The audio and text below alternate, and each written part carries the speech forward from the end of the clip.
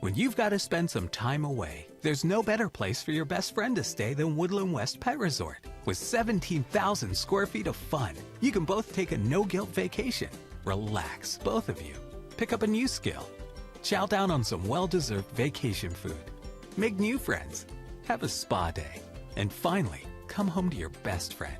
Woodland West Pet Resort. Sit, stay, and play. Located next to Woodland. Craving delicious tenders or crispy fried? Craving delicious tenders or crispy fried chicken? Hit the Waldo's drive-thru, open 7 days a week. Locally owned and operated in Broken Arrow, 71st and Yale, and coming soon to Owasso. Waldo's makes lunch and dinner a breeze. Waldo's Chicken, fast, fresh, delicious. On this field of stars and stripes. On this field of stars and stripes, champions are born. Here, the Friday night lights offer a different view, where the lines of protection extend from sea to shining sea, and the bravery to tackle challenges extends on and off the field of battle. At Cherokee Federal, we stand with our warfighters. We work 24/7 to build strategic solutions, solve complex challenges, and serve our military and veteran community with compassion and heart.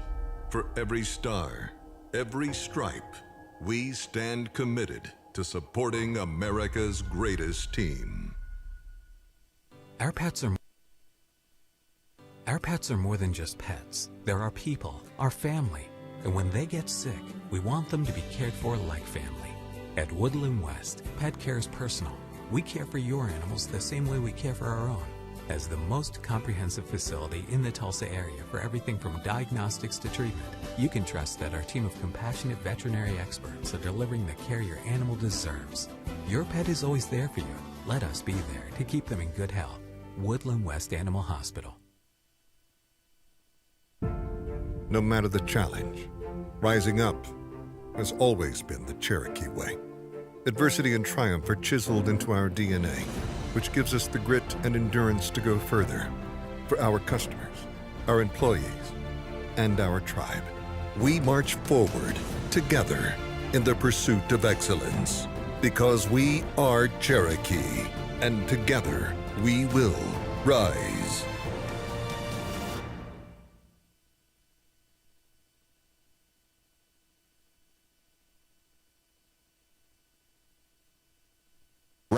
They have not assumed anything. The Trojans have been coming out focused, prepared, and ready to impose their will. And we think, at least from the records of these two teams and the way things have played out so far, that trend is likely to continue tonight, guys. So they've come out hot off the jump. They've dominated the first quarter, and it's been downhill from there. Sure has. I don't ever recall a team this late in the season that has given up just 3 points in the first quarter. Any Jenks team, for that matter. And now the Trojans have gone since the Union game, so they've gone 6 games without a turnover also. That is an impressive mark. And Owen Jones only 1 interception this year. Hope I'm not jinxing him, but overall his numbers 129 out of 207, 1 pick, 1,895 yards, and 16 touchdowns. He established a new Jenks record last week. Now in his this season, 121 straight passes without an interception, and that passes Ian Corwin, who had 110 at one time in his career. Owen Jones is now career-wise at Jenks in 2 seasons, 261 of 440.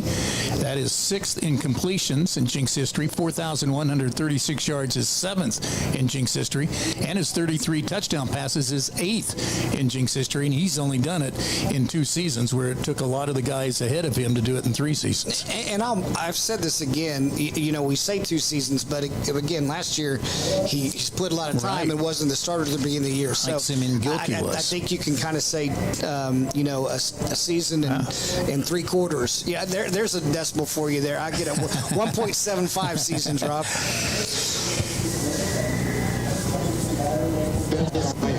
Yeah, I'm glad you were able to work that in. It wouldn't be a pregame show without a decimal this year. We got to continue that trend. Exactly. There are other games going on tonight. Edmond Memorial at Union in the other district. The winner of that game will finish second.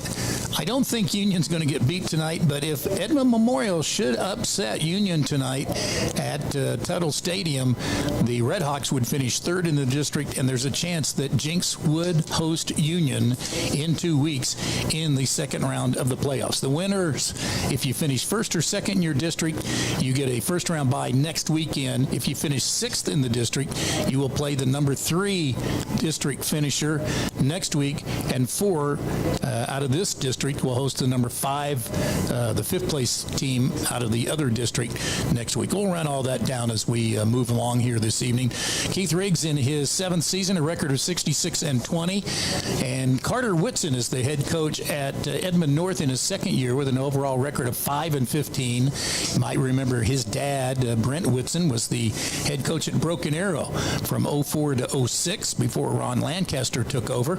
And let's see, his overall record at BA was 22-14. Carter was a wide receiver at OU after leaving BA and then transferred to UCO and was a quarterback in the late 2000s. This, as I mentioned, is his 2nd year with this Edmond North program. So as you look at the district standings right now, Bigsby's 6-0. They host Norman tomorrow night. Jenks and Norman are tied for 2nd at 5-1, but Jenks has 2nd place by virtue of their victory over Norman. Deer Creek out of Edmond is 3-3. In 4th place, all alone. Mustang is 2-4. Moore is 2-4. This Edmond North is 1-5 and Enid 0-6. So some big games coming up this weekend. Norman at Bigsby tomorrow night. Mustang is playing Deer Creek at Deer Creek tomorrow night as well. Those are 2 really big games in this district. We'll keep you updated on some of the games that were scheduled tomorrow night, moving to tonight because of the rain, and it is coming down tonight and expected to last here for about 40 minutes before we get this one underway tonight from Edmond North between the Trojans and the Huskies of Edmond North. Again, this is the 3rd meeting in the overall series. Jenks has won them both. You go back to 2012. Jenks was number 1 in the state. Edmond North was ranked 6th in a quarterfinal match at Allen Trimble Stadium. The Trojans won that one 34-12, and then they met again 2 years ago in the opening round of the playoffs at Allen Trimble Stadium. Jenks was ranked 4th. The Huskies were unranked, and the Trojans rolled 68-14. We've played in this stadium once before, as Coach Riggs alluded to, 2019, beating Moore 48-20, and again, this stadium opened in 2018. When we come back, we'll hear from Samaj Stanford, number 4, and the starting safety for this Trojan team that now leads the team in tackles with Jack McAnally out last week. Stanford had a big week last week and has 60 tackles on the season, has 10 catches as a receiver, and also has been very adept at returning punts. He has 3 punt returns this year for 39 yards. So Samaj Stanford, just a sophomore, but already a 2-year starter, and in my opinion might end up, by the time he's done, as the most highly recruited player in Jenks Trojan history, and that's really saying something. You'll enjoy his visit coming up next when we continue on the Jenks Audio Network and Trojan TV.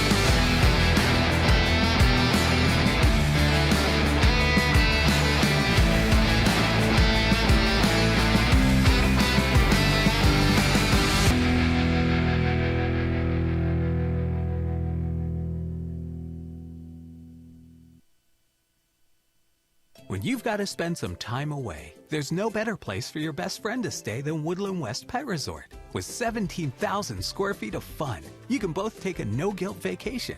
Relax, both of you. Pick up a new skill. Chow down on some well-deserved vacation food. Make new friends. Have a spa day. And finally, come home to your best friend. Woodland West Pet Resort. Sit, stay, and play. Located next to Woodland West Animal Hospital off Highway 75 in the Jenks exit. No matter the challenge, rising up has always been the Cherokee way. Adversity and triumph are chiseled into our DNA, which gives us the grit and endurance to go further.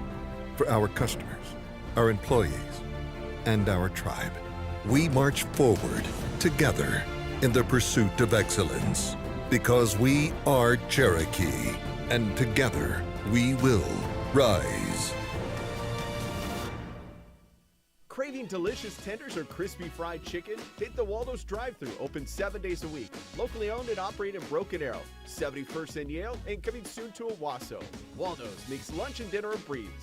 Waldo's Chicken, fast, fresh, delicious. Our pets are more than just pets. They're our people, our family. And when they get sick, we want them to be cared for like family. At Woodland West, pet care is personal. We care for your animals the same way we care for our own. As the most comprehensive facility in the Tulsa area for everything from diagnostics to treatment, you can trust that our team of compassionate veterinary experts are delivering the care your animal deserves. Your pet is always there for you. Let us be there to keep them in good health. Woodland West Animal Hospital.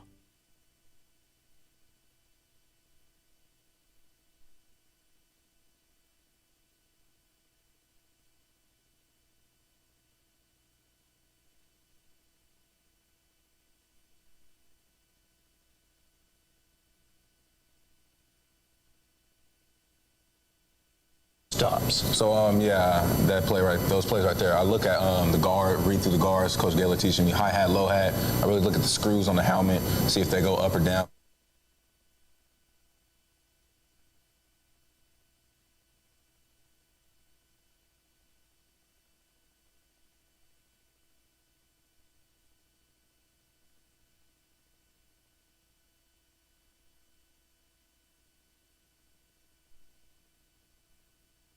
You know, I watch his highlights over and over at grader, seventh grader. So when I came up here in varsity, that was one thing I really tried to like gain from his game is that tackling and that fit. So that's what I really watch. All right, before I let you go, next week it's tradition. You get in the playoffs, you dye the hair. You gonna dye the hair? Thinking about it, my mom really doesn't like me too, like my brother either. But I'm gonna try to get her going. Let me do it. All right. Well, good job, man. Thank you very much for a solid season. Sophomore defensive back and wide receiver Samaj Stanford.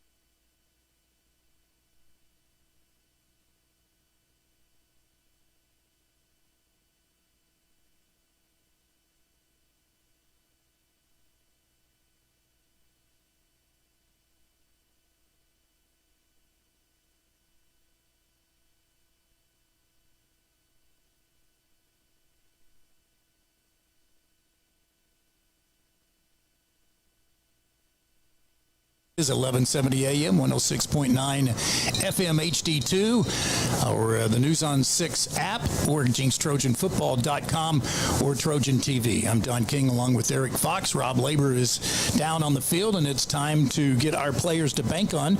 Brought to you by Arvest Bank with 20 locations in the Tulsa area. And, of course, they donate $1 for every point scored this year to the Trimble Strong Foundation. We'll go with Rob since he's in the rain so far tonight. Thanks, DK. Just a light rain here, not affecting too much at the moment. Maybe enough over time to make some of these footballs a little bit slippery. But, guys, tonight my player is Zach Cox, the senior center. He's actually got a number switch tonight, normally number 61, but donning number 67 tonight.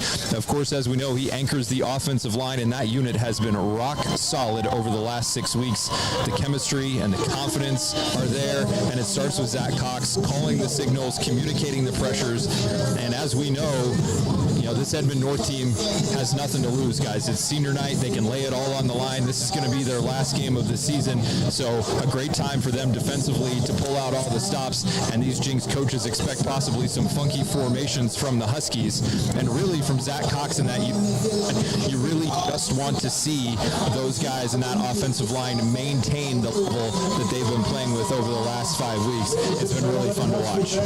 Sure has. They come in averaging 33 points a game. They're giving up just 12.7 points per game. Eric, your player to bank on. Well, my player is going to be Sam Stone. I kind of alluded to that earlier tonight. I know he's a guy that we've counted on before, but, like we've all said, this is senior night here. These guys can't make the playoffs. It's their last football game, regardless of what happens tonight.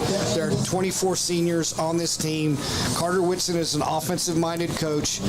His dad was an offensive-minded coach at Shawnee, and then at Broken Arrow, where Carter played, and then he went on to play some more in college. Very offensive-minded.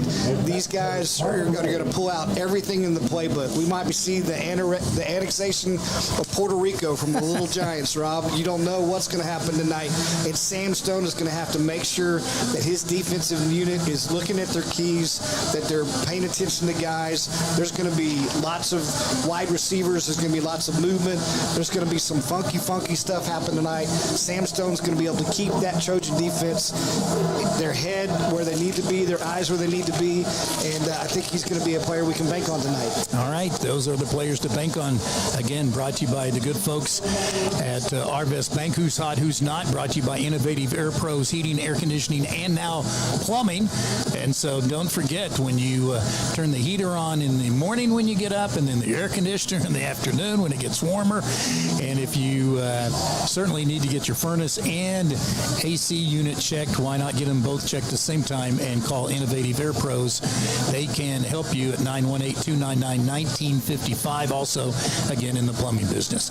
Well, who's hot? Berry Hill has won 6 in a row, 6-0 in district play. They host Cassia Hall, so that is for the district championship. And again, Norman is red hot this year at Bixby tomorrow night for a win by Norman, which would be a big upset, and a Jinx win tonight would make it a 3-way tie between Jinx, Bixby, and Norman.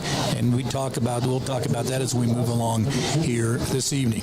Give you the starting lineup. Says Edmond North will get the ball first. First, it's Classic Chevrolet's keys to the game. Coach, what do you think? Just play within ourselves. They have two talented young guys on offense. Their quarterback, number 1, Chauncey Cravens, and then one of their split receivers, Reese Fisher, another sophomore, number 7. We've got to keep those guys contained tonight. On offense, get off to a fast start. Do your job. Everybody play your position and get ready for the unanticipated and have some fun tonight, boys. All right, let's do it. Here's the kickoff. It'll go into the end zone, as Noah Carter's been very good at that this year. Now 28 of 46 kickoffs, just over 60%. Let's go down to Rob again for the Advanced Orthopedics of Oklahoma injury update. Yeah, just a couple to mention, guys. Katie Jones did not play last week with body injury, but he is back in tonight. Jack McAnally is still out with that neck injury. Jake Flowers also out due to illness tonight. Caleb Barnett is back in, and a couple more that are out of the game.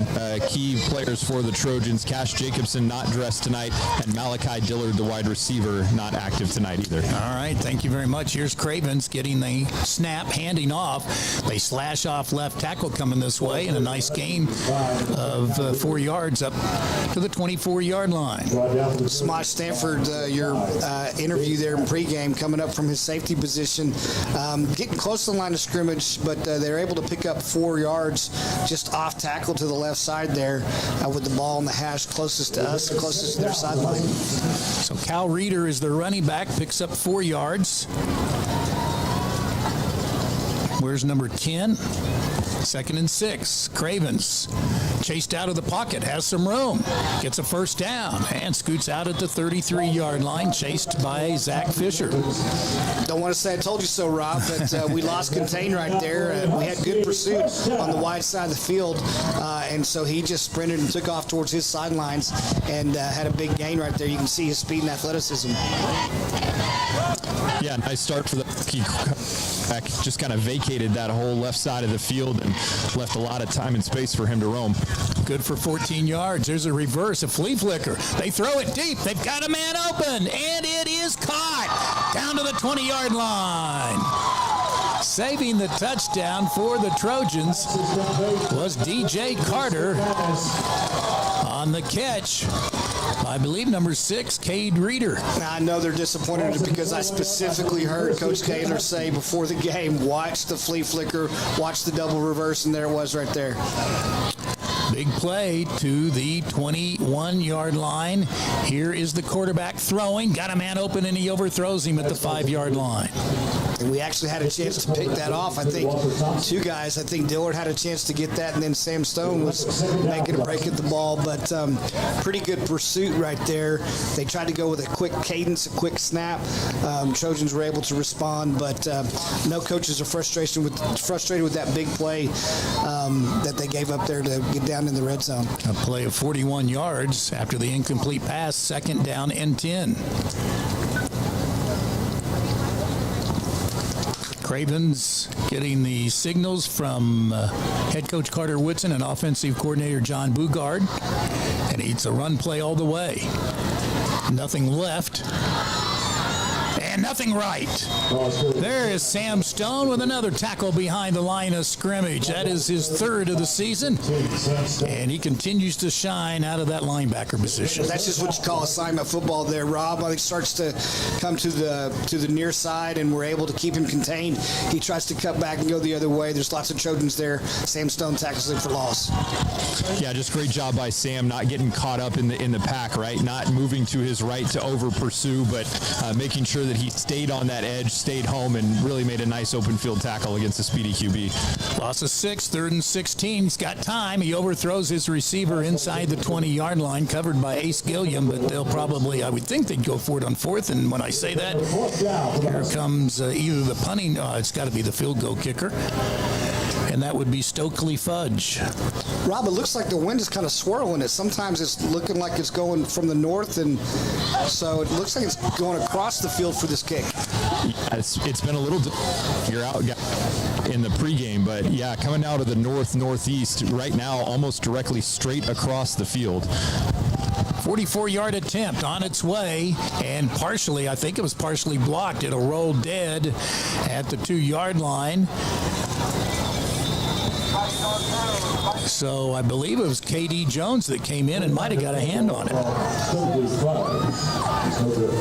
I couldn't tell exactly who. There was a big push up the middle, and it was kind of a low kick, so I'm not sure.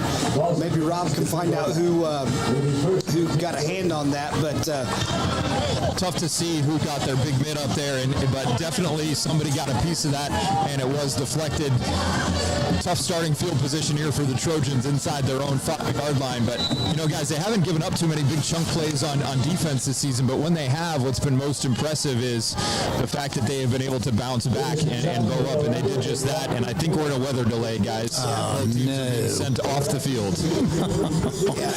So that means Lightning must be within 5 miles of the stadium, and if you can go a length of time without any lightning, if you see, let me put it this way, if you see a flash of lightning, you start the stopwatch. And if you haven't seen any lightning in 30 minutes, you can resume warming up and then play. So we are in a weather delay on this Thursday evening. I was so happy that we were playing tonight and not tomorrow night, but so it goes. We will take a first quarter break. We're just a minute 54 in, and the Trojans have averted a field goal, 44 yards after a 41-yard pass play.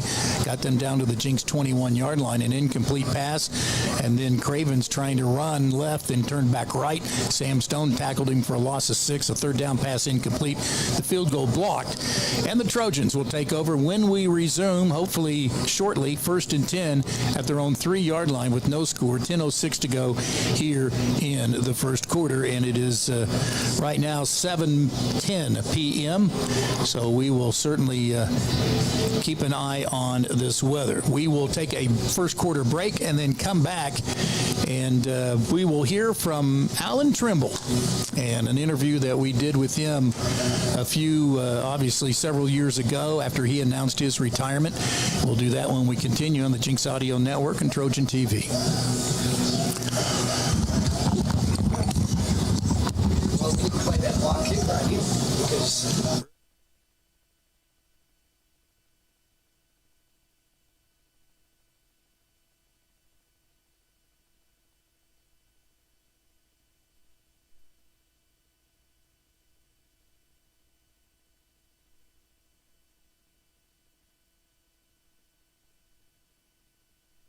On this field of stars and stripes, champions are born.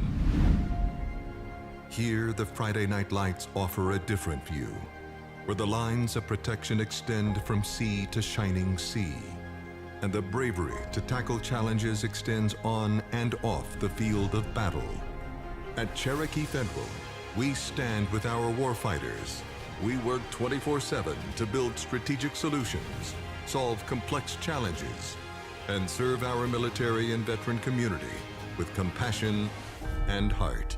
For every star, every stripe, we stand committed to supporting America's greatest team. Craving delicious tenders or crispy fried chicken? Hit the Waldo's drive-thru, open 7 days a week. Locally owned and operated in Broken Arrow, 71st and Yale, and coming soon to Owasso. Waldo's makes lunch and dinner a breeze. Waldo's Chicken, fast, fresh, delicious. Our pets are more than just pets. They're our people, our family. And when they get sick, we want them to be cared for like family. At Woodland West, pet care is personal. We care for your animals the same way we care for our own. As the most comprehensive facility in the Tulsa area for everything from diagnostics to treatment, you can trust that our team of compassionate veterinary experts are delivering the care your animal deserves. Your pet is always there for you. Let us be there to keep them in good health. Woodland West Animal Hospital. No matter the challenge, rising up has always been the Cherokee way. Adversity and triumph are chiseled into our DNA, which gives us the grit and endurance to go further. For our customers, our employees, and our tribe, we march forward together in the pursuit of excellence, because we are Cherokee, and together we will rise. When you've got to spend some time away, there's no better place for your best friend to stay than Woodland West Pet Resort. With 17,000 square feet of fun, you can both take a no-guilt vacation. Relax, both of you. Pick up a new skill. Chow down on some well-deserved vacation food. Make new friends. Have a spa day. And finally, come home to your best friend. Woodland West Pet Resort. Sit, stay, and play. Located next to Woodland West Animal Hospital off Highway 75 in the Jenks exit.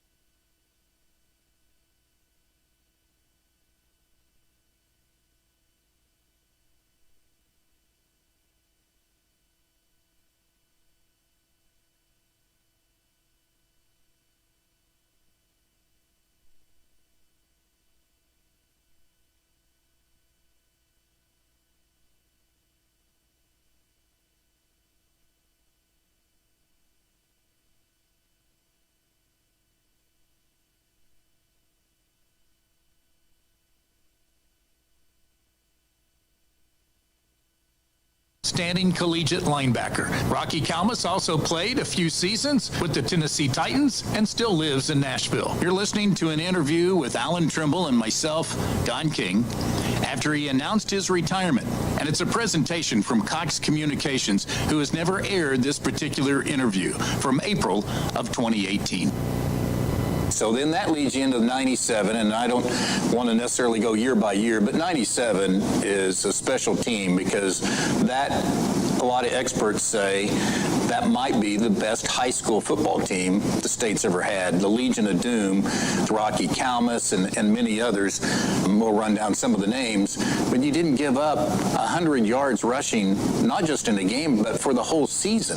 Yeah, it's the neat thing about that, besides having fabulous players, and we could list a lot of great ones, Ronnie Jones, the guy I played for, was working for Buddy Ryan at the time. He had made it all the way to the NFL, and I had called him, bothered him, hey, can you send me Coach Ryan's Bear defense? I've got a couple of great linebackers. I've got a great defensive end, and I would love to, just give me anything. And he said, Coach Ryan's having none of that. They don't give away any secrets. But about 2 weeks later, in the mail comes this FedEx package, and it's Buddy Ryan's defense, except it's got all the words cut off. It's just X's and O's. You don't know who they are, but we got it. And Matt Hennessy, we put in the Bear defense, and we had a niche. Not only did we have a niche, but we had some guys that could really make it go, and we gave people fits that year defensively. You had 12 players on the roster that went on to play D1, and mostly in football, but some in some other sports. Yeah, two great baseball players. You got Buddy Blair, who was a fabulous safety. That was Buddy's sophomore year. And then you also have Bo Davis, who was a college baseball player up at Missouri. Both of those kids were 10th graders and saw limited playing time just because the guys in front of them were so good. Guys like Jason Beckstrom and Brett Butler and John Johnson, some of those guys that were college DBs. It was a pretty tough to get on the field that year as a defensive player.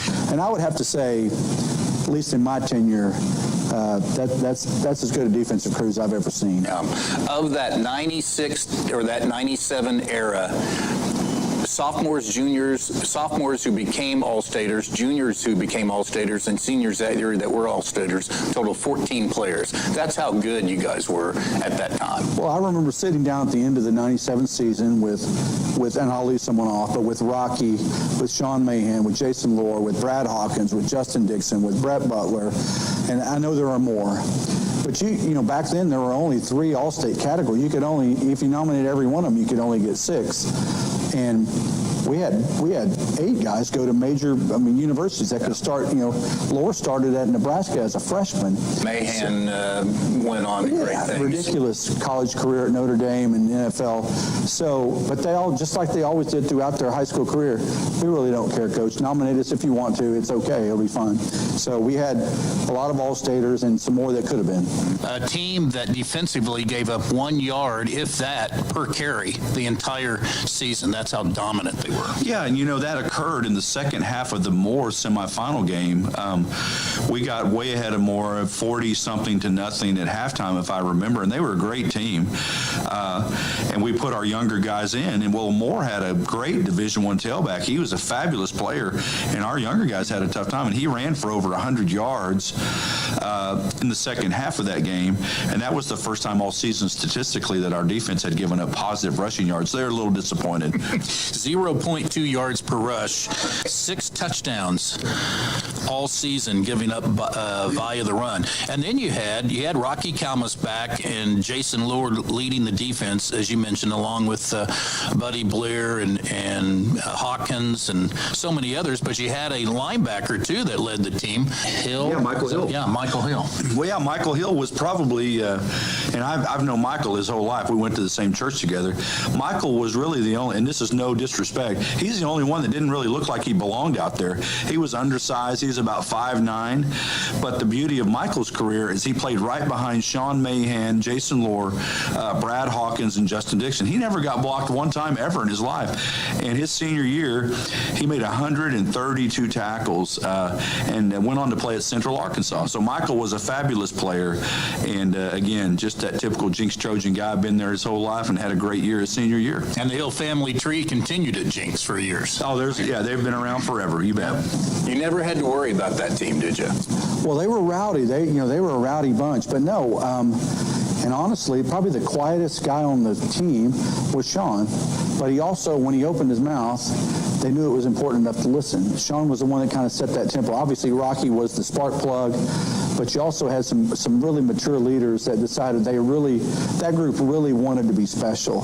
And Coach Hennessy did a great job of challenging them, because when you're really good, you got to come up with some ways to make them want to get better, and they did. One of them was the stats. Yeah, absolutely. You bring up Sean Mahan, who is an interesting example of what you were as a coach and a mentor, because Sean had lost his parents at a young age, right? Yeah, Sean lost his father right before his senior season to just a sudden death, and then when he went to Notre Dame, he lost his mother, I believe, his freshman year when he was redshirted. So that kid went through a lot of heartache at a young age, and I think he would let you know that football and the Jenks community is one of the things that kind of helped rally him through a really difficult part of his life. And went on to a great career in the NFL, as you mentioned, and has given back to the school and to the program since he's retired.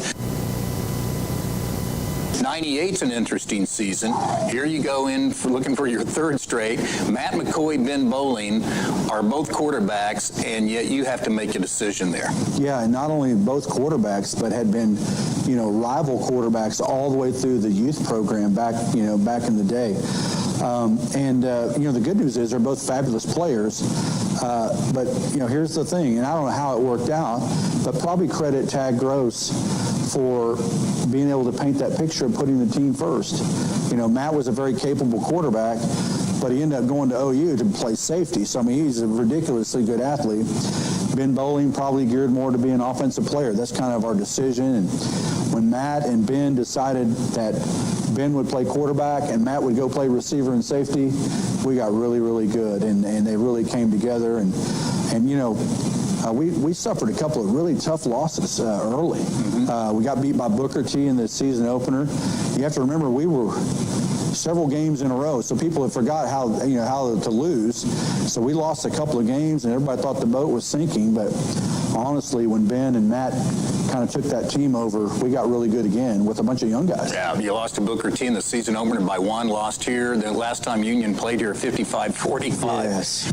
Walking into the old locker room over on the West Stadium after Union had beat us 55-45, we had given up 11 miles of offense to their team. Our defense was very young, brand new defensive coordinator, Darren Melton, in town, so we had lost a defensive coordinator. We had graduated about 10, Division I starters on defense, so a bunch of new guys.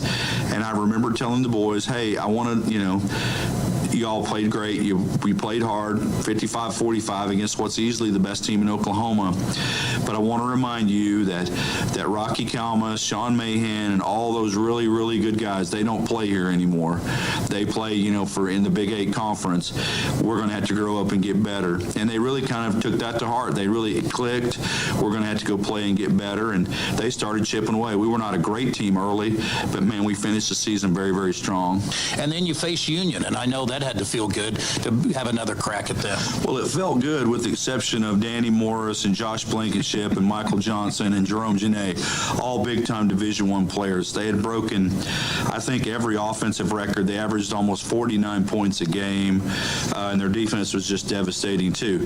But I was really happy the way our team had come along. We were not a flashy team by any means, but we were a very, very good team. I remember Ben Bowling had some broken bone in his back or broken ribs, and I know that he couldn't practice very much the last 2 or 3 weeks of the season.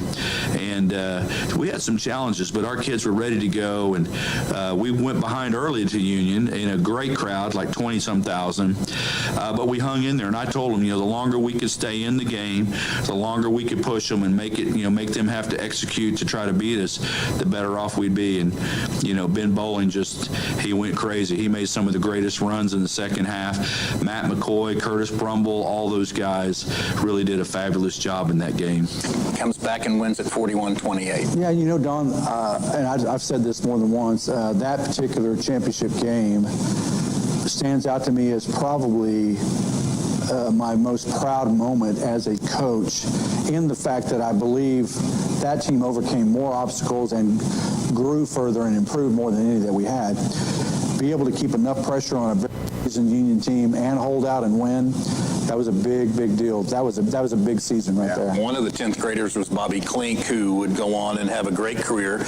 Along in 2000, when Kewan Jones made a name for himself, because here you guys, now that Union and Jenks have established themselves as great rivals, obviously, through the 90s, now you play each other at TU in a regular season game, and that's the Kewan last play 41-37 game. Yes, and honestly, I've said this before, one of the more frustrating games of my career. We turned the ball over. We got a kick block.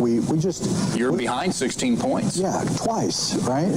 And so I spent most of the second half drawing up my post-game speech on, hey, we've got to do better. You didn't deserve to win. And I learned that night that no matter what, while there's still time on the clock, go ahead and coach, go ahead and believe in your kids, and, and trust your coaches, because Wes McCaleb was the offensive coordinator. We had one timeout left. We had a fabulous field goal kicker in Tyler Wilkie. He could really bomb it. So the textbook tells you, throw the ball outside, conserve the clock, try to kick the field goal and tie the game. Well, Wes said, no, Coach, he goes, I think we can, the way they're lining up, we should run, our option route, and I think if they do what they do, we'll be able to get a big one down the middle. I said, Wes, we can't do it. They tackle us. We got to burn a timeout. We're done. There's only 20 seconds to go. He goes, Coach, I really think it'll work. Okay, run it. That's all I said. I just remember saying that and taking my headset off, because if it didn't work, we were done. And, McCoy coaches Kewan up a little bit, because that's not Kewan's regular position. And, right. And there's a lot of moving parts based on what they do is what Kewan had to do. He did it correctly, and Blaine Cooper got a great block downfield. I'll never forget it. And I will never forget the deafening roar of the crowd. It was definitely a top 2 or 3 moment in my life there. No question. Get to midfield in the next couple of plays. So they have a chance, and with that guy, you always have a chance.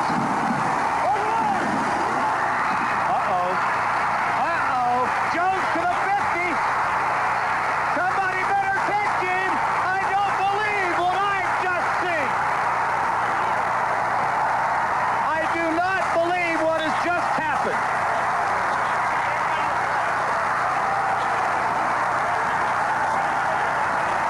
I do not believe what has just happened at Skelly Stadium with 8 seconds remaining on the clock.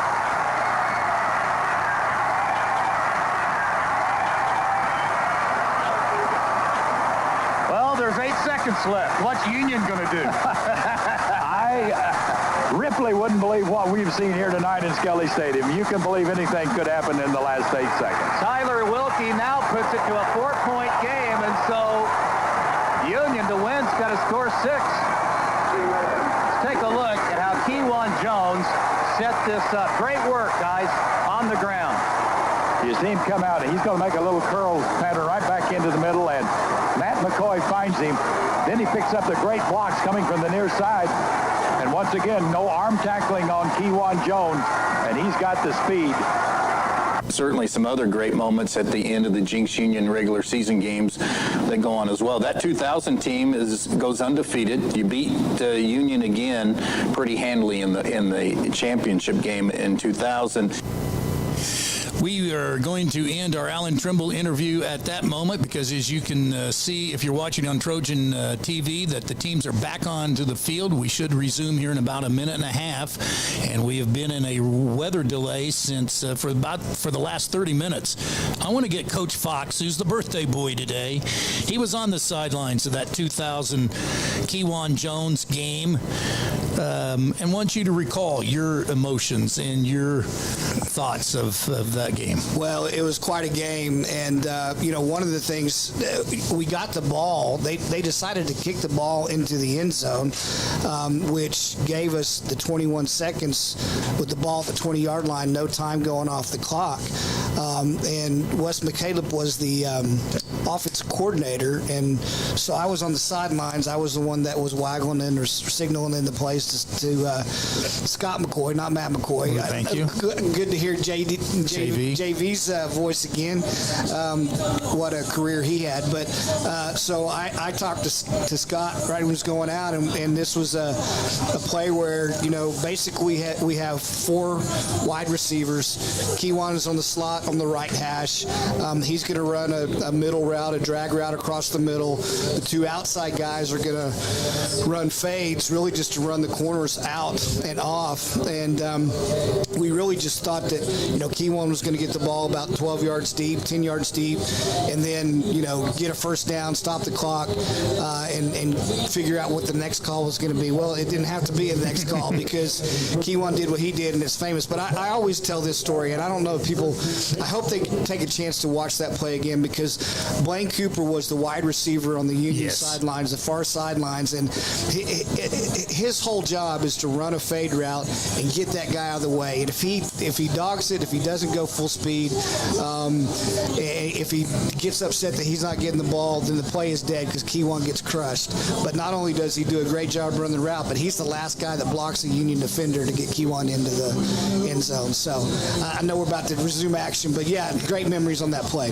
All right, so we are getting back to action quickly at the 3-yard line. 10:06 to go. KD Jones is getting the start at tailback. He missed last week's game as he scoots from the 3 up near the 10-yard line. And, of course, he missed last week with a growing injury. KD comes into the game, averaging 6 yards a carry, 1,102 yards coming into the game, and 15 touchdowns overall. Picks up 8 yards here to the 11-yard line. He gets it again, got a first down, and scoots across the 15 and driven back. And they'll mark this at the 16, and that'll be a first down and a gain of 5. For Trojan fans that are thinking, hey, wait a minute, I thought the last play was the Trojans blocked the kick, and why are we starting on the 2-yard line? Well, that made it just basically like a punt, and the ball didn't roll into the end zone, so it wasn't a touchback. So the ball was dead at the 2-yard line there. So it turned out to, even though it was a field goal attempt, to be like a good punt down by the Edmond North Huskies. Brody Henderson in motion. He gets a block out for, I think that's Barnett, and boy, he is met by 4 Edmond North Huskies for no gain. Yeah, I like to see, they came out for opening possession, getting KD some touches there, some good inside running. They go back to Caleb. They feel like he can have a good night tonight, but they're all over that quick tunnel screen. So it is a second down and 10 from the 16. Zach Cox wearing 67 tonight. Here's KD busting up to the 20. First down to the 30, to the 40, to the 50, and out of bounds in Edmond North territory at the 47-yard line. Good to see KD back in there. Been struggling a little bit with the groin injury last week, trying to get it rested up, and it doesn't look like it's bothering him right now there, Rob. No, Well, pretty good start for the Trojans star running back. And guys, just since the weather delay, when we went into the weather delay, the rain was falling pretty gently. It has significantly picked up, raining much harder down here. That's not good. Here's a swing pass out to Katie. He's a great receiver. First down to the 35 and then slips down at the 32-yard line. A gain of 15 and a first down. Quick swing pass to the wide side of the field. KD does a nice job with the ball in his hands as a receiver, but two key blocks right there. Brody Henderson just seals the pursuit, and Caleb Barnett is downfield past the first down chain, doing a great job blocking on the corner. So they'll mark it at the Edmond North 32, no score. After a 33-minute rain delay, we're back to action. This is Aiden Jordan in, and he slips down behind the line of scrimmage for a loss of a yard. Yeah, I imagine if the rain is coming down like that, Rob's talking about the turf is starting to get pretty wet, and hopefully these guys brought shoes to navigate on the wet turf. Yeah, you saw KD slip on the play before as he was approaching contact. As the tackler was coming over, he actually slipped before contact, and then Jordan having a little trouble with his footing there. So 2 plays in a row. Second down, 9. Handoff, KD looks for a hole, dances. Nice jump stop inside the 30 to the 27-yard line. That is KD's 4th carry of the game, and it ties him with his dad. 309 career rushes for the Trojans, or 190 career rushes for the Trojans, as he ties his dad right there. That's got to be satisfying for him. I bet he surpasses his dad tonight. I'm just going to go out on a limb. Probably on the next play. So I said a gain of 5, third down and 5, gain of 4. Here's a pass caught. First down inside the 20 to the 19-yard line. Barnett does a nice job there on a little in route, a quick inside route. He's coming in from the outside receiver spot there and able to get past the first down. And again, the timing right now for Owen Jones last week and this week has been really well, getting the ball out of his hands quick.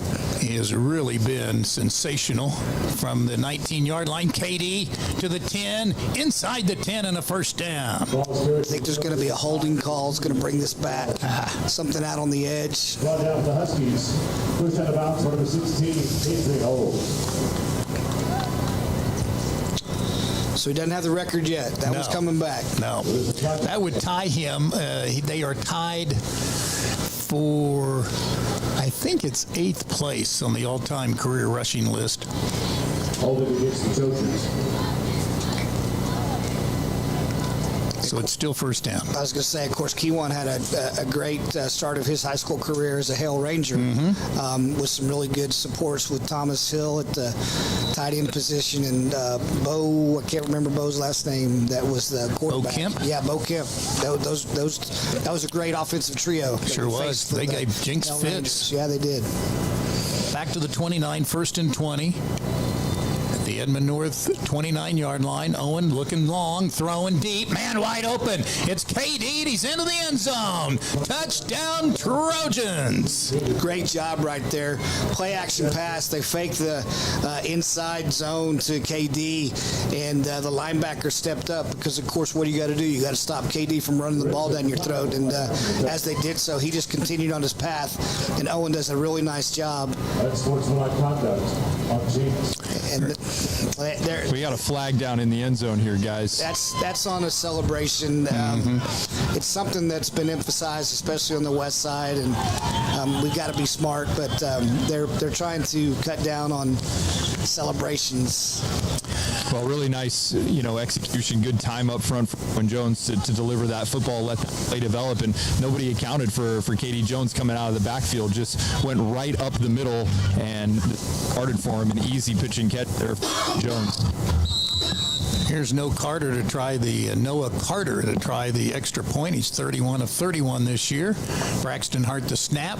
Clark Carricker on the hold tonight, and the kick is on its way and is good. So we'll stay here with 6:36 to go in the first quarter after a 33-minute rain delay. And And the Trojans get on the board first and lead 7-0. Again, they have outscored their opponents now 108-3 in the opening quarter. And let's go back to the penalty. For those that might have missed it, KD scored the touchdown, looked back at his team, stood on his head and flipped over. I don't have a problem with that.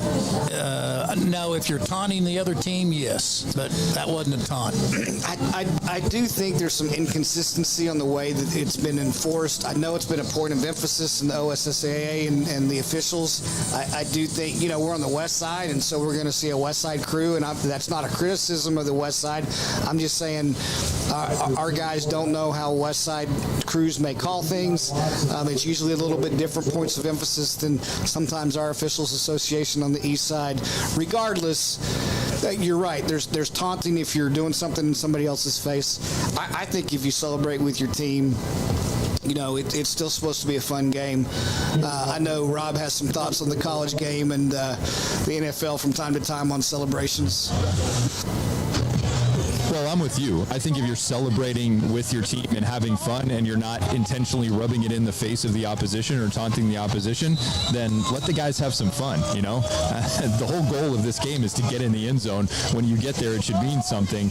I don't think it's rubbing it in the face of the other team to do a headstand. And I think, we live in the age of social media, guys, and you can talk about how the NFL is a copycat league, but young players are looking up to older players, and we saw that exact celebration, I believe, in the NFL or maybe college or maybe both this past weekend of guys doing the headstand and then the slow fall. Yeah. So it's not something new. And I think, young 16, 17, 18 years old see that stuff and they're like, ooh, cool. I'm going to try that next time I go for 6. I don't think there's any harm. I don't think there's any malice in it. I think some of that stuff could easily be relaxed. Would agree. 1st and 10 at the 20-yard line midway through the first quarter. Again, after a 33-minute rain delay, we were just a minute 54 into the game. Edmond North got the ball first, drove to the Jenks 21-yard line, got set back to the 27, had to settle for a 44-yard field goal attempt. It was no good. The ball rolled dead to the 3-yard line. Jenks just went 97 yards first time they had the ball, and now they hold Edmond North here for a loss of 2. Yeah, Edmond North goes to shift to an unbalanced set to the wide side of the field. Zach Fisher gets in there. He makes the ball carrier stop, change directions, and ends up being a tackle for the loss with the rest of his teammates coming over. So, nice job adjusting to the unbalanced line there. Loss of 2 on the play. Quarterback is Chauncey Cravens, gives to Cal Reeder, and he'll get the 2 yards back. Make it 3rd down and 10 coming up. Just to go back to what Rob was saying real quick, I know we saw in the Georgia football game this weekend, head coach Kirby Smart going talking to one of his young athletes, running back that scored. That was a situation where the celebration involved like a throat slashing motion and that kind of thing. That's a little different. Right. Definitely, and so that makes sense. But, it still should be a game, right? Cravens is the quarterback, young quarterback, looking over the middle, fires, caught, and close to the 1st down marker, and he might have it. Looks like they called him about a yard short, but he does a nice job of getting across the middle. He's open across the middle. We're dropping back in deeper coverage, maybe 2 yards short now. Yeah, it's going to be 4th and a yard after the gain of 9 to Reese McManus. See if they try to jump off sides or if they're actually going to go for it. Just under 5 minutes to play opening quarter. 7-0 Trojans. We'll get you updated on some of the other scores as we move along here in the opening quarter on this Thursday night. And now Edmond North wants a timeout. So they can indeed probably drop back and punt. Owasso handling UConn 36-7 in the second quarter. No upset there. Owasso wins that game. They win the district championship. Actually, they've already clinched the district championship. Edmond Memorial at Union. It's a big one we're keeping an eye on tonight. Redhawks 14, Edmond Memorial 11 in the second quarter. The winner of that game finishes second. The loser finishes third, and more than likely will face Jenks in 2 weeks in in the playoffs at Allen Trimble Stadium. And Edmond Santa Fe winning at Norman North in an upset 14-13. Santa Fe off to a terrible start this year, but they've really rallied and come on and played very well the last 3 or 4 weeks. They played Owasso for a really tough game a couple of weeks ago, and really had a good shot at beating the Rams, which shocked a lot of people. I think ourselves, us in Trojan football world included in that. But they have come on a little bit stronger here in the last part of the season, and with 6 teams getting into the playoffs from each district, that really opens things up. Yeah. 6 will play 3 next week in the playoffs. So if you finish 6th in your district, you go on the road to play the 3rd place finisher in the other district. And then it's 5 going on the road to play 4. In our district, it's Bigsby 6-0, Jenks and Norman each 5-1. Norman at Bigsby tomorrow night. Jenks wins this game. Norman somehow upsets Bigsby. It's a 3-way tie for first. If Norman should beat Bigsby by 15 or more, and Jenks win by 11 in this game, it would be a 3-way tie, and all have the marginal points at the same. Here's a running play on 4th down, and they get the first down. Cal Reeder again on 4th and 1, first down, their 3rd of the game. They'll move it up to the 33, 34-yard line. Like we've said, these guys are going to roll the dice. They're going to do whatever. In pregame, I heard one of the coaches for Edmond North talking to his team saying, why not? In other words, just what do we got to lose? Let's go out there and let it roll. Back to passes, Cravens. He throws the sideline overthrown, looking for Cal Reeder out of the backfield with Cooper Shockley on the coverage. We didn't give you the starting lineups. I apologize for that. Brought to you by Chick-fil-A of Tulsa. And on the defensive line right now, you've got Brody Henderson from a linebacker/defensive end. Rhett Pangburn in on the line for Cash Jacobson, who's out tonight. Luke McAnally is in there as well. And Jack Wiltshire. First down from the 34-yard line. Running play, slashing off that left guard and getting another opening. Zach Fisher is there to help out, make sure he doesn't go any further. Samaj Stanford on the tackle. Chase Hager and Zach Fisher playing in those interior linebacker positions. Jack McAnally still out of the lineup. Of course, Sam Stone's in there. You've got Dillard and Samaj at the safeties, and then Ace Gilliam and Shockley in there. Of course, DJ Carter will play some corner, and we've seen him in there as well tonight so far. 3rd down and 5 after the 5-yard run. They can't put any pressure on this quarterback. They flush him out. They throw, and it's caught across the 50-yard line. Catch made by Reese McManus, his 2nd catch on this drive. So, Rob, we're seeing him break contain and causing one of the defenders in the secondary to come up, and when they do, he's just dumping it over their heads. Gain of 15 on the last play. And point Coach Fox, before the weather delay, a play like that ended up being incomplete, but Adam Gaylor was screaming at his defensive back after that play, saying, stay in coverage, stay in coverage. I would imagine he's saying after that last pass completion. 2nd down and 8 from the Jenks 44-yard line. 7-0 Trojans under 3 minutes to play opening quarter. Here's a jet sweep. And they'll chase him out of bounds. Nice job chasing him was Caleb Dillard. Sam Stone finished him off. Dillard does a really nice job of not letting him get the corner turned and pushing him back, for a loss in the backfield. And then Sam Stone comes up, and I don't know if they called him out of bounds or Sam took his legs out, but either way, he's going to feel that in the morning for sure, because Sam really finished that play off. I think a great nickname for Sam Stone would be the finisher? Yeah, the finisher, because when he comes up and meets guys, wherever it is on the field, they ain't going any farther. They are not. 3rd and 14 from midfield. Running play. This has worked, and it's working again. To the 40 to the 38-yard line, a yard or two shy of a first down. They'll probably go for it here on 4th and 3. Well, Shockley does a nice job of keeping him from getting to the line of game, but just way too much open space along that left tackle side. running into their boundary. So we're just not using our run fit gaps very well right now. Gain of 11 makes it 4th and 3. Cravens is the quarterback. Reeder is the tailback. That 3 receivers stacked to the right side.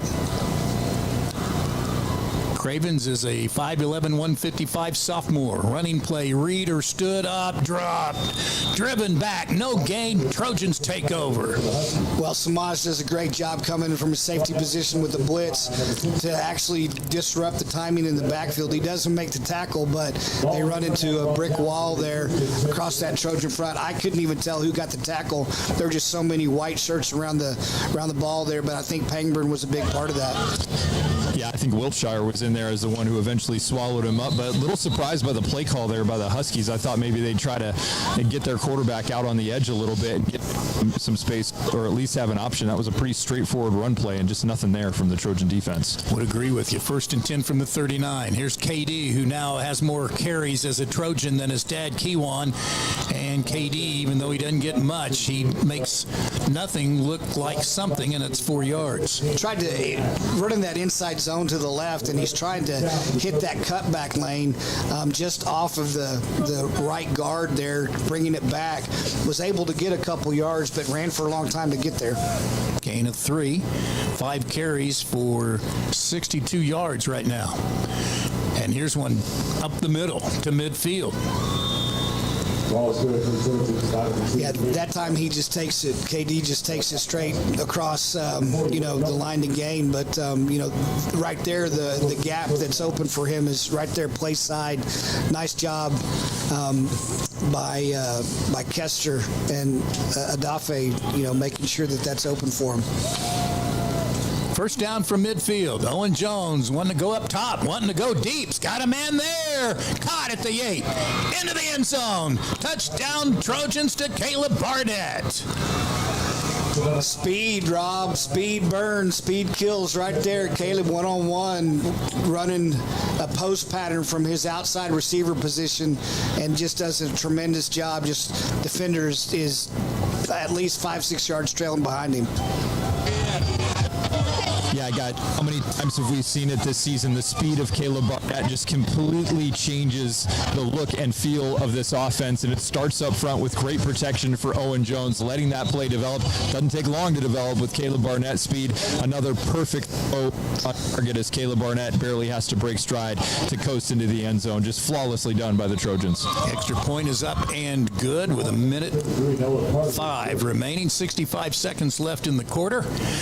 And the Trojans have doubled their lead to 14-0 on the 50-yard pass from Owen Jones to Caleb Barnett, who has just, as you mentioned in the pregame, Coach, has just been on fire lately. He looks like just a completely different quarterback than he did the first of the year. Part of it is getting used to these guys, right? I mean, Caleb Barnett, he did spend time with him when they were at Broken Arrow together, but, you brought Dillard into the lineup, and he hadn't worked with him before. Cato was, coming up as a sophomore, and so he hadn't worked with him a whole lot before. The offensive line got moved around. The offensive line got moved around. So there's a lot of things that just took a while to develop, and so, like we've talked about, they've made progress. They've got games under the belt together. They trust each other, and it's definitely showing up. He's 5 for 5 in this game with 2 touchdowns for 106 yards. I was unable to look it up this week, and I apologize to the Jones family. He has thrown 4 touchdown passes in back-to-back games, and I'm not sure that's ever happened before in Jenks history. But I will certainly look that up. I do know that if he throws for over 200 yards in this game, he'll join the Jenks record book with 12 career 200-plus passing games, and he'll be in pretty select company in that group. And then, as I mentioned earlier, he has over 4,000 yards passing. That's 7th best. Of course, it's really hard to throw the ball tonight and catch the ball as things continue to get soggy out there and the ball gets heavy. So, you don't know how many times he's going to have a chance to do that tonight. And, of course, with a soggy ball, Noah Carter kicks it into the end zone. Here's the running quarterback trying to get loose and can't do it. He's captured at the 21-yard line. And it was Jack Wiltshire who did the honors. Gain of 2. That's a different quarterback that they have in there now. Let's see if I can get Lake and Brassfield. Yep. Cravens is a sophomore, and I think Brassfield is a sophomore as well. No, he's a freshman. So he gets the snap on 2nd and 8. Fires. Complete up to the 23-yard line. Well short of the first down. Catch made by Montre Olds, one of their top receivers on the season. Just going on a shallow drag route right there across the middle, about linebacker depth, and so he's open when he catches the ball, but of course those linebackers, those defenders close very quickly and bring him down for very few yards after the catch. So that's the end of the opening quarter with the score, Jenks 14 and Edmond North nothing on this Thursday night. Thanks for joining us. This is Jenks Trojan Football on the Jenks Audio Network and Trojan TV. Our pets are more than just pets. They're our people, our family. And when they get sick, we want them to be cared for like family. At Woodland West, pet care is personal. We care for your animals the same way we care for our own. As the most comprehensive facility in the Tulsa area for everything from diagnostics to treatment, you can trust that our team of compassionate veterinary experts are delivering the care your animal deserves. Your pet is always there for you. Let us be there to keep them in good health. Woodland West Animal Hospital. No matter the challenge, rising up has always been the Cherokee way. Adversity and triumph are chiseled into our DNA, which gives us the grit and endurance to go further. For our customers, our employees, and our tribe, we march forward together in the pursuit of excellence. Because we are Cherokee, and together we will rise. Craving delicious tenders or crispy fried chicken? Hit the Waldo's drive-thru, open 7 days a week. Locally owned and operated in Broken Arrow, 71st and Yale, and coming soon to Owasso. Waldo's makes lunch and dinner a breeze. Waldo's Chicken, fast, fresh, delicious. West of Jenks off Highway 75. Here are the stats after one quarter. Edmond North, 27 yards rushing, 67 passing, 94 total. For Jenks, 65 rushing, 106 passing, so 171 total. For Edmond North, they start 3rd down and 6, start the second quarter at their own 24-yard line, and this one is dropped and then almost intercepted by Brody Henderson. Yeah, Brody was breaking on the ball there, and he was breaking on the receiver, and about that time the ball deflected off the receiver, and I think he wishes he had that back. Now, Rob, this is one of these strange formations called a box formation. They've got 4 guys on the line of scrimmage that look like receivers, but they're actually blockers. They're all on the line of scrimmage with 2 guys set off behind them. Here comes the funk and the junk. There's the snap, and they get the kick away. Smudge Stanford lets it get out of bounds, and Jenks will have great field position at about their 45-yard line. Okay, so Coach Fox mentions the funk and the junk in that formation. You're going to have to explain that to me, Coach Fox. What is the purpose? What is the point? I've seen that sort of on extra points before, kind of the swinging where they start wide and then end up bringing them to the middle. That time they stayed where they were, and it was more of a quick kick from the punter as opposed to really stepping into it. So I don't understand the point. Well, what they're looking for is the defense kind of misaligning and giving them a chance to actually run a pass play out of that. And so they can either do the quick kick look since it's 4th down, or they can look for some sort of vulnerability in the defense to come up with some fake punt play. From the 45-yard line, KD to midfield. Pick up 6. And I understand that. I guess my counterpoint would be if you're misaligned and you're lined up like that for 20 seconds plus, it gives the defense plenty of time to sort of match up, I would think. If you're going to do that, do it fast and go. I'll go with that. Owen Jones, to show you how hot he's been the last 4 games. I had it added up here somewhere. I'll try and find it. 44 of 56 passing. KD's been hot. 45 first down to the 40-yard line. Well, here's a late flag. Riley Kester's looking up. He made a gesture towards a face mask. I don't know if he's feeling like he had a hands to his face, but the Trojans are walking backwards, so I'm thinking it's not against the Huskies.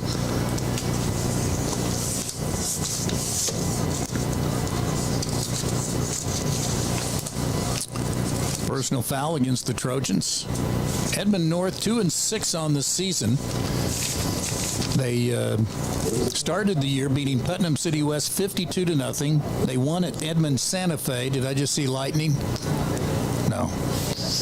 41-35. Lost at Edmond Memorial 27-13. Lost at Norman to start the district play 30-0. Lost at Deer Creek 55-24. Lost at Bixby 85-24. Lost to Mustang here at home 45-27. Won at Enid 2 weeks ago 14-7, and lost last week here at home to Moore 49-21. Here's Owen Jones with a fastball to Jalen Cato's first catch, first down. Inside the 45 to the 44 over the middle. Nice read right there. Good pickup by the offensive line. Rob talked about Zach Cox calling out that coverage. They brought a lot of pressure right there, and they were able to dump the ball off to Cato in the middle. From the 44, KD all alone down the middle, touchdown Trojans. That hole just opens wide up right in the middle, running right there behind Cox, and those offensive guards there doing a great job. But once KD got into the open, there's 2 speed guys back there in the secondary. They don't have a chance at catching him, Rob. No, I mean, you get KD in the open field against even the fastest of defensive backs or linebackers, and I like his chances, and that was an easy one for KD. Fortunately, got been down here on the field, and pretty sure I saw a flash of lightning and heard a little thunder as well. So as of now, the sirens have not gone off, but the timing of that touchdown might have been good from KD Jones, because there's a decent chance we may be in another weather delay here shortly. Well, and they just sent the kicker off. Surely he didn't have blood on his jersey, but for some reason they gave an illegal participation. They just said he couldn't participate in that play, so we got a new kicker in. Tim Foreman is in. He's kicked a few extra points this year and bangs this one down the middle. So we have a break in the action with 10:42 to go here in the first half. And the Trojans lead it now 21-0 over Edmond North on the Jenks Audio Network and Trojan TV.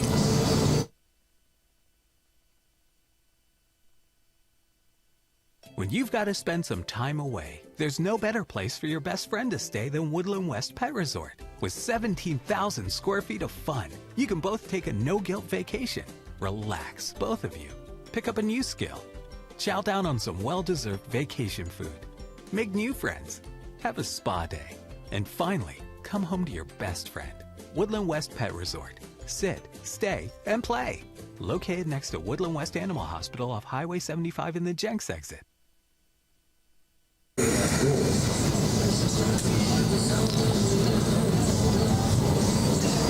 the kickoff for the Trojans. 33 goals first.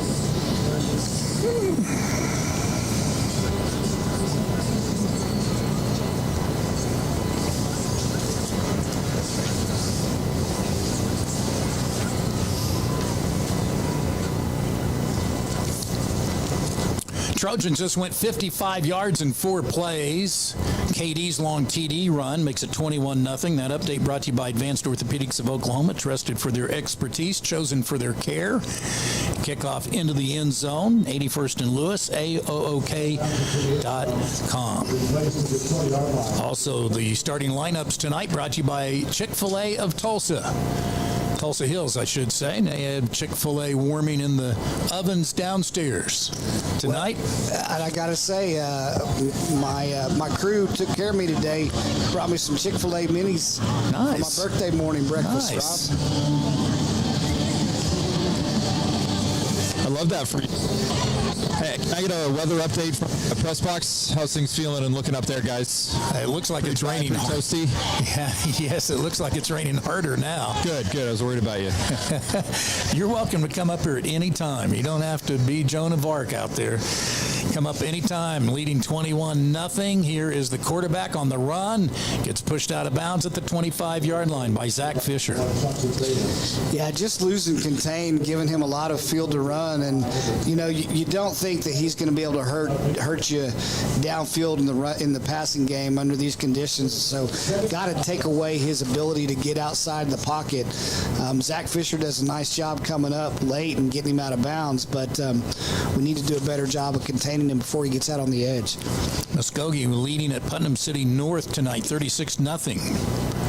Defending champs Ruffers with a big game at Putnam North tonight. Sand Springs at Sapulpa tomorrow night. Here's Cal Reeder dancing his way, moving for a first down up to the 36, right up the middle, and a gain of 11. Yeah, coaches aren't going to be happy about that. Just some missed tackles in the backfield coming on a blitz, and once we missed him there at that level, he's got a lot of room to run with the open lane. That's their 5th first down of the night. Reeder right now with 9 carries for 30 yards. Craven's back to pass. Has a man open. Good catch at the 41-yard line with 1 foot inbounds to Reese Fisher.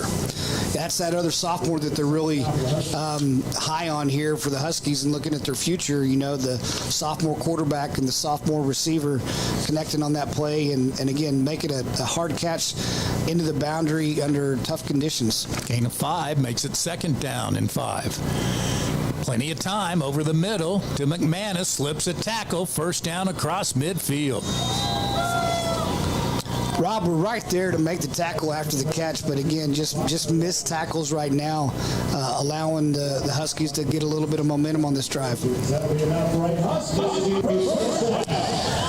Yeah, Kager was in good position to make that tackle, and McManus just kind of put him in the spin cycle there. A well-timed spin move, and just came up empty. So credit to the receiver for making a nice move in the open field. Yeah, gain of 12 on the play. They're 6 of 9 passing for 84 yards. And he's back again.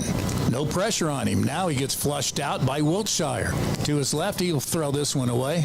Almost a Sooner Road. It'll be 2nd down and 10. Wiltshire's coming from the middle, and then Luke McAnally doing a nice job flattening out his angle to make sure that the quarterback couldn't turn the corner right there. So forced him into throwing it away based on not only good penetration, but then taking good angles as he tried to move in the pocket. Edmond Memorial has gained the lead on Union at halftime, 18-14. Bryce Hulse, our producer, will have some scores for you at halftime. Here is a running play by Cal Reeder from the 47 down to about the 39. That'll be a gain of 8, 3rd and 2 coming up. Yeah, that's another one that could have been maybe a gain of 2 or 3 instead of what it ended up being, and puts them in a lot closer position, short distance for this 3rd down play.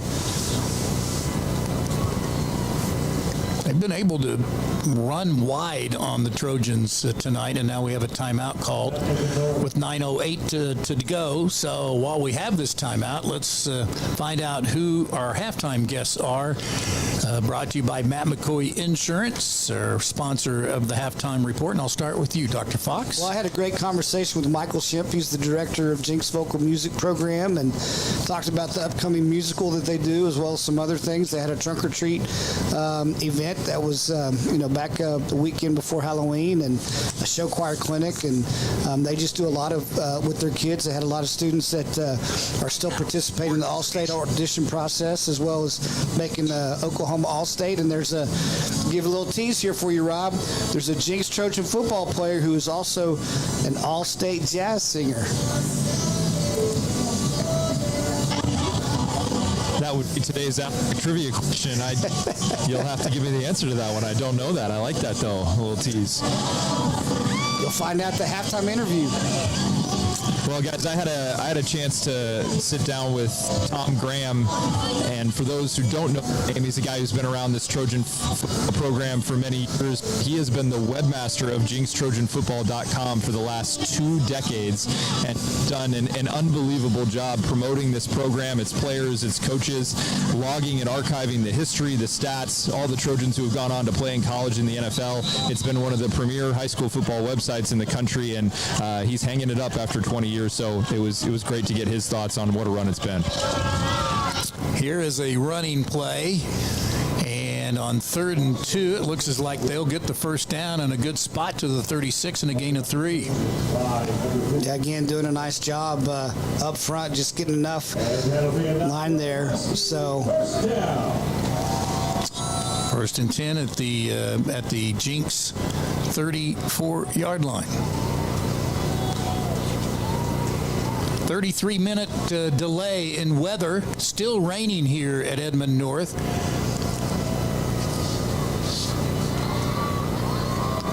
Play clock down to 19, and now Edmond North has to call a timeout. They were... no, I think they're sending them in. No, they're sending them in again. Sirens are pounding down here, guys. Oh, wow. So here we go again. All right. So another rain delay, another weather delay. Once again, in a lightning delay, please return to your vehicles as soon as possible. So rain, they said, heavy rain expected for the next 57 minutes, followed by light rain. So we've already had one delay, and now at 8:21, we'll go through another delay. We will take a 1-minute break, come back, and visit some more here from Edmond North.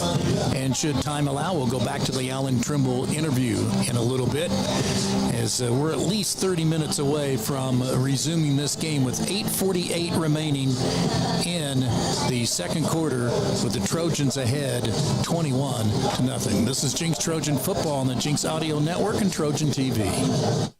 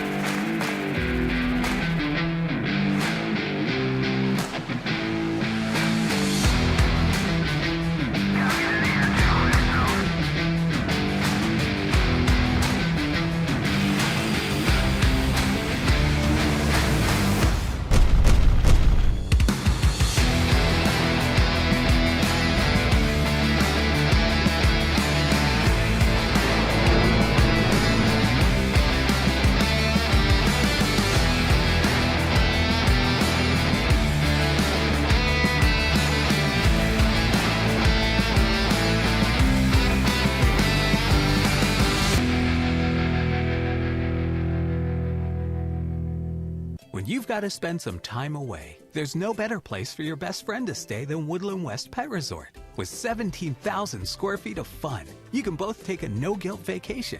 Relax, both of you. Pick up a new skill.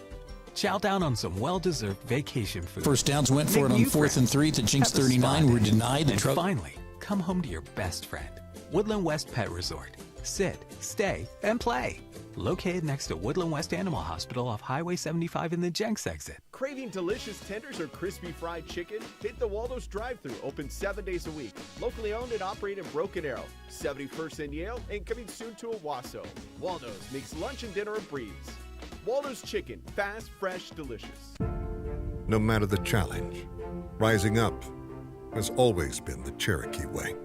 Adversity and triumph are chiseled into our DNA, which gives us the grit and endurance to go further for our customers, our employees, and our tribe. we march forward together in the pursuit of excellence, because we are Cherokee, and together we will rise. Our pets are more than just pets. They're our people, our family. And when they get sick, we want them to be cared for like family. At Woodland West, pet care is personal. We care for your animals the same way we care for our own. As the most comprehensive facility in the Tulsa area for everything from diagnostics to treatment, you can trust that our team of compassionate veterinary experts are delivering the care your animal deserves. Your pet is always there for you. Let us be there to keep them in good health. Woodland West Animal Hospital. On this field of stars and stripes, champions are born. Here, the Friday night lights offer a different view, where the lines of protection extend from sea to shining sea, and the bravery to tackle challenges extends on and off the field of battle. At Cherokee Federal, we stand with our warfighters. We work 24/7 to build strategic solutions, solve complex challenges, and serve our military and veteran community with compassion and heart. For every star, every stripe, we stand committed to supporting America's greatest team.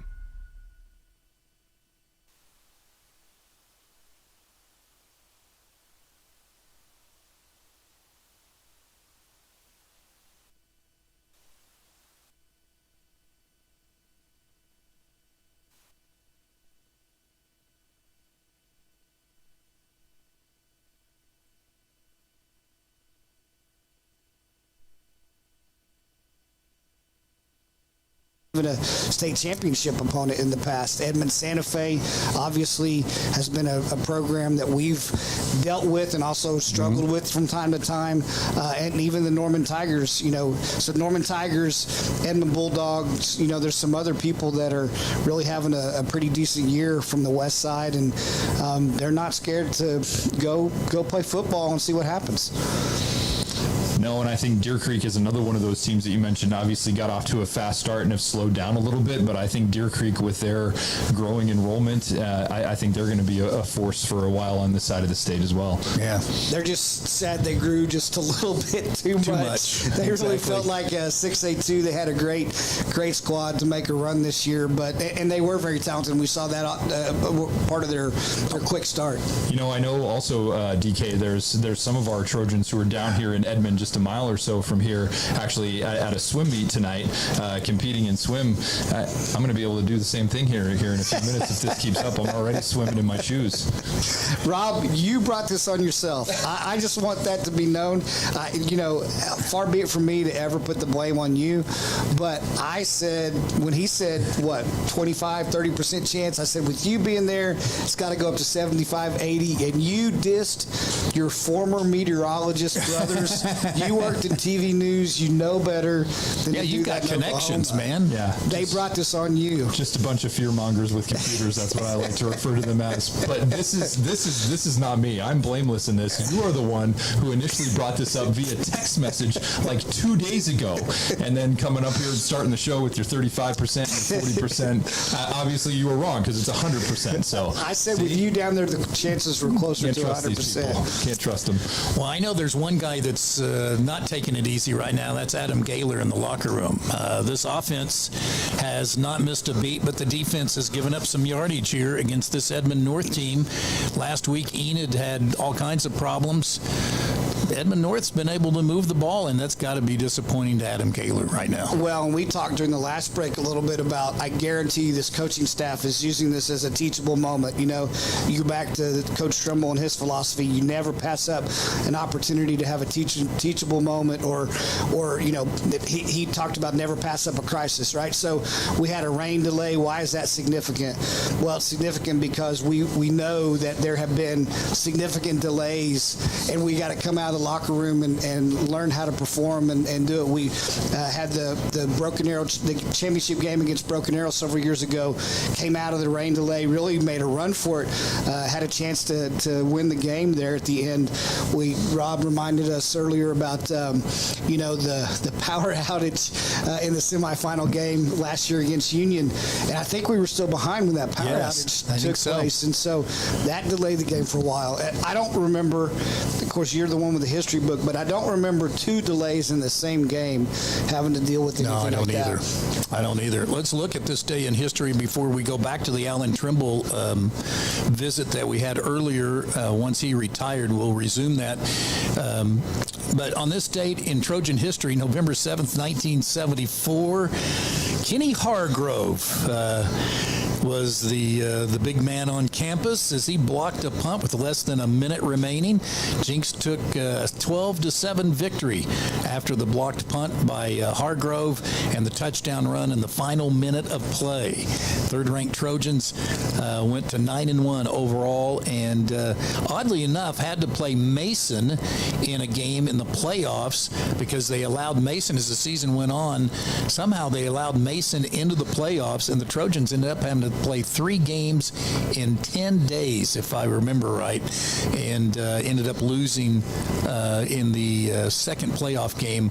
And so the Trojans really had a tough time at that time in 3A. We were 3A then in 3A District 6 as we knocked off the Zebras that year. And for some people who may not remember, that's George Mason High School, which was a TPS high school, now current location Metro Christian Academy. But yeah, Kenny was, I think you guys were exchanging a news article last week in preparation for this big date in Trojan football history. Yeah, Tim Knowlton was the quarterback, Tony Wade doing most of the damage that night for the Jenks offense. But the Trojans get the big block from Kenny Hargrove and the touchdown to win in that one, 12-7. Back to this Edmond Memorial Union game. I don't know if you want to face Union. Shaker Reisig the other night, 2 weeks ago, threw for 506 yards. He was 28 of 32, 506 yards and 8 touchdowns. Okay. That's crazy. Okay. I'm going to say it, Rob. You can go point, counterpoint. In that game, why do you have to throw the ball 32 times? Why do you have to throw the ball 32 times in that game? I mean, I'm just going to say this. Shaker was having a great season last year. They were rolling as they got to the playoffs, headed towards the playoffs. He got a shoulder injury and was out for several weeks, and that was kind of a challenge. And then he came back for when they played us. But, I mean, you lost your starter. And so, I don't know. I wasn't there. I didn't watch it. I don't know all the details and stuff like that. But what was the final score of that game? It was 64-28 over Broken Arrow that night. So you had to throw the ball 32 times to beat Broken Arrow that night? I don't know. Controversy. We're getting spicy, right? Spicy. That's the hashtag, right? I don't know if the weather delays are good. Rain on, filters off. Right? Up in the press box tonight. No, I just don't know that there's many Trojan fans out there, or players out there, who would say we don't want another shot at Union based on what happened earlier this season in the Backyard Bowl, the way they played, the way that game ended. I think you'd be itching at another chance to hand Union an L, especially during the playoffs. Now, is it an ideal matchup for a quarterfinal? No, probably not. You'd like to have maybe an opponent that you feel a little bit better about, a stronger matchup on paper, but I don't think there's any Jenks Trojans who would necessarily shy away from getting another shot at those guys this season. No question. That would be a great atmosphere on November 22nd, should it happen, if Union had to come to Jenks and play in a playoff game at Jenks. I think you'd sell a lot of popcorn and pizza that night. I think you would, too. That would be fantastic. I feel like there's a sly little smirk on the face of Don King right now. I feel like Don King is rolling some grenades across the floor and just watching and see what happens. He's seeing if Coach Fox will take the bait. Exactly. Yes, I will. The boy's up here feeling himself a little bit. As the lightning continues, we just saw another flash right overhead. So that does not bode well, boys. No, it does not. Well for when we're going to get back at it. It's 8:33 right now. That means we're not going to resume until at least 9 o'clock. They'll have to go 30 minutes after that lightning flash before we can at least get back onto the field. So we'll resume resume for a few minutes resuming the visit we had with Alan Trimble once he announced his retirement. And we pick it up with the 2001 season. And it was an interesting time, second week of September 2001, when we had 9/11 and the Trojans and Union decided not to play on that particular Friday night. And we pick it up with Coach Trimble's conversation with Bill Blankenship. Yeah, I'll never forget, I was in my old office over at the football stadium talking to a friend on the phone, and I remember saying, oh my gosh, he was watching the news. I mean, he watched it. So I'll never forget where I was. And it shocks you so bad you don't know how to respond. Coach Blankenship and I talked numerous times, along with the administration, just saying, do we let a terrorist attack take us out of what we do? We're not going to let these guys, we're going to go do what we do. But then on the other side, and I think maybe the better decision we made was to honor everybody that suffered such a devastating loss and to join the country in, just meditation and silence. We decided to call it off. And looking back, I'm glad we did.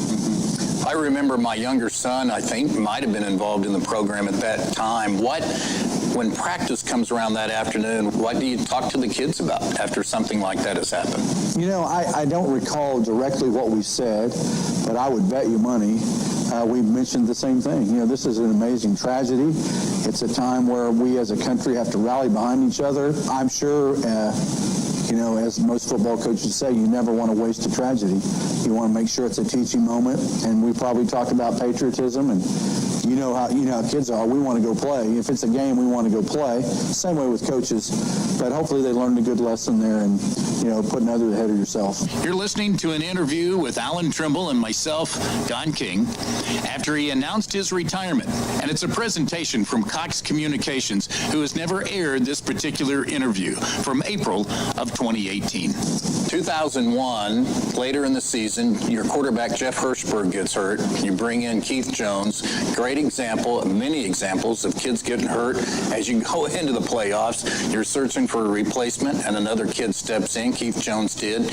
You went on and won the 2001 state championship at OSU over Putnam North.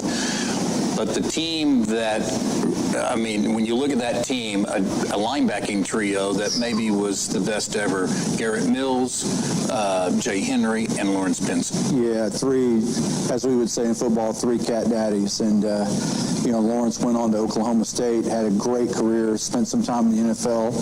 Jay Henry, an All-American at West Virginia. Academic All-American as well. And Garrett Mills, of course, went to the University of Tulsa, broke all kinds of records as a tight end, and then in the NFL for 5 or 6 years. Jay and Garrett both salutatorians at Jenks High School, so they were brilliant, they were athletic, and don't forget, Brian Pickerel rushing the passer. That defense was ridiculous too. But I would just tell you, I remember Hirschberg tearing his ACL here at home against Stillwater, if I remember right.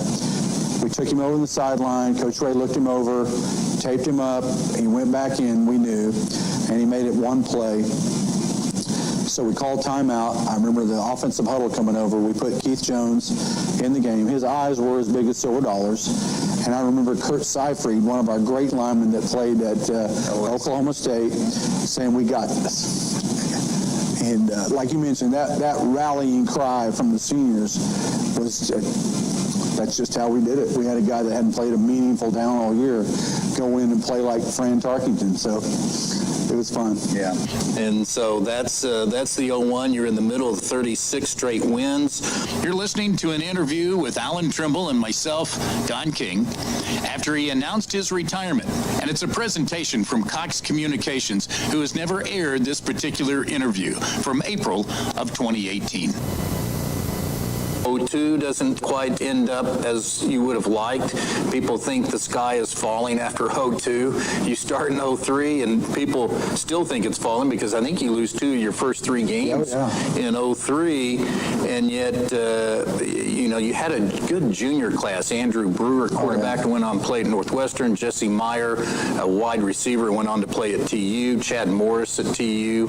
But you had a senior class that really didn't have much experience, and a spacey class, if you don't mind me saying so. I mean, you just had a group of guys that you never knew if they were engaged or not, and yet they'd show up on Friday night and win, and went on and won a state title. Yeah, and really rallied together because, as you mentioned, that group of seniors, Willie Bull and, if I remember right, Colin Batts and some of those kids, Matt Felty, they really gelled up at the end. The last 4 or 5 games, they really came together. And as I recall, we beat, I believe, 2 or 3 district champions in the playoffs to go win it. So they pulled it together at the right time and really played well at the end. In 03, you won the state championship at OU. They had Reggie Smith, a great player on that particular team. You're down, I think it's 10-0. Yes. You go in, try to punch it in before halftime instead of kicking the field goal. So you're down, you get denied, so you're down 10-0, and then you come back in the second half rally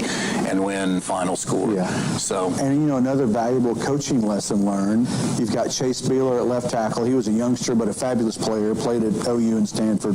You have Freddie Carolina, arguably one of the more physical guys we've ever had. No timeouts left. We got the ball on the 1-yard line. Well, hey, what do you guys want to do? Run the ball. Let's go. Well, that sounds great if you make it, but if you don't make it, the time runs out and you don't get another play. So credit Coach Trimble for making a bad decision there.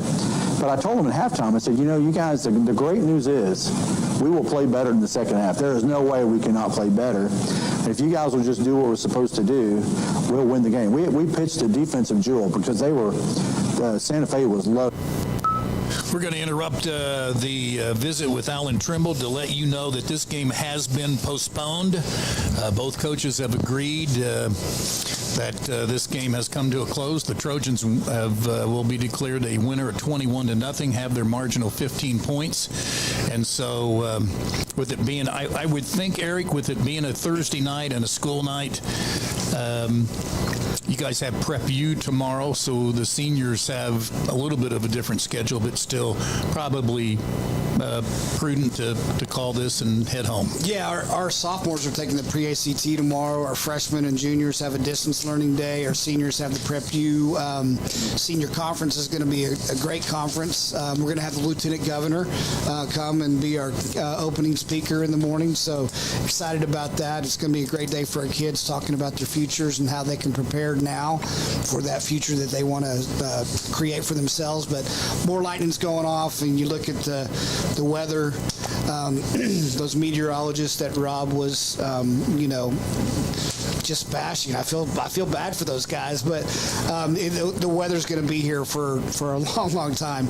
We're actually hoping that the rain doesn't affect us tomorrow at Prep U because we got a helicopter that's supposed to land. Really? We've got OSU IT coming and bringing their bucket truck that takes technicians up to do high voltage wire maintenance. Wow. It's going to be some really cool stuff. Hopefully the rain holds off because I don't want to be in the parking lot with my hair getting wet, Rob.